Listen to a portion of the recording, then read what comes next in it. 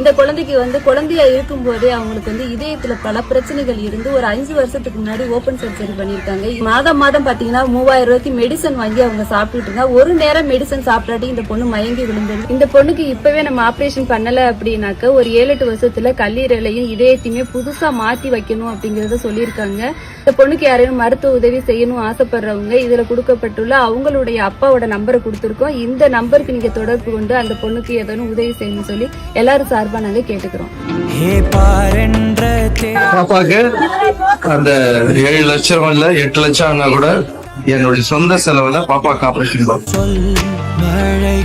பிஞ்சு சிறுமியின் இதயத்தில் ஏற்பட்ட பெரும் பாதிப்பு. உடனே அறுவை சிகிச்சை செய்யலனா உயிரே போயிடும் அப்படின்னு கதரும் பெற்றோர்கள். கடவுள் மாதிரி சிறுமியோடைய அறுவை சிகிச்சைக்கு எத்தனை லட்சம் செலவானாலும் நான் கொடுக்கறேன் அப்படின்னு சொன்ன ராகவா லாரன்ஸ் அவர்கள். மாற்றம் பவுண்டேஷன் மூலியமா பலருடைய வாழ்க்கையில பெரும் மாற்றத்தை உருவாக்கிட்டு இருக்கிற ராகவா லாரன்ஸ் அவர்கள் புதுக்கோட்டையில இருக்கக்கூடிய அங்க ஒரு சிறுமிய சந்திச்சிருக்காங்க.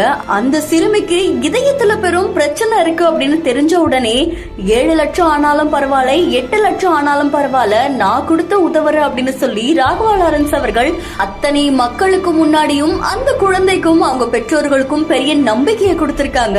உடனே கடவுள் மாதிரி என் குழந்தையை காப்பாத்த வந்தீங்க அப்படின்ற மாதிரி அவருடைய கால்ல விழுந்து வணங்கியிருக்காங்க. இந்த காட்சிகள் பலரையுமே நிகழ்ச்சியில ஆழ்த்தினதோட ராகவா லாரன்ஸ் அவர்கள் அவருடைய மாற்றம் பவுண்டேஷன் மூலமா புதுக்கோட்டையில இருக்கக்கூடிய பாண்டி அப்படின்ற அவங்களுடைய குடும்பத்துக்கு டிராக்டர் வழங்குறதுக்காக போயிருக்காங்க. சோ 4வது நாளா அவருடைய 6வது டிராக்டரை கொடுக்கறதுக்காக போயிருக்காங்க. அப்பதான் இந்த சிறுமியையும் சந்திச்சிருக்காங்க. உங்களுடைய கருத்துக்களை நம்மளுடைய பிஹைண்ட் நியூஸ்ல பதிவு செய்யுங்க. தொடர்ந்து பல செய்திகளுக்கு ஃபாலோ பண்ணுங்க.